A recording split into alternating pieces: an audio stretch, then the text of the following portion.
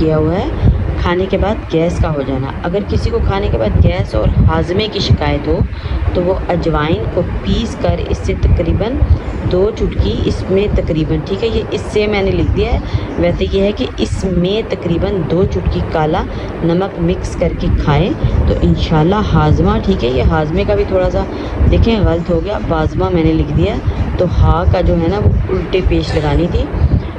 तो ये लिखा हुआ है इंशाल्लाह हाजमा दुरुस्त रहेगा और गैस भी नहीं बनेगी। मसले के हल तक आपने इस्तेमाल करनी है, ठीक है।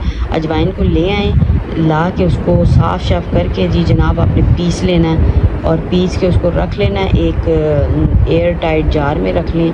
और जी काला नमक भी ले आएँ, ये आपको सारी चीज़ें पंसार स्टोर से इजीली मिल जाएंगी। बस काला नमक भी ले आएँ, उसको अगर आप घर में पीसना चाहते हैं तो पहले उसको बारीक बारीक कर लें, फिर उसको ड्राई मिल में डाल के पीस लें जनाब। और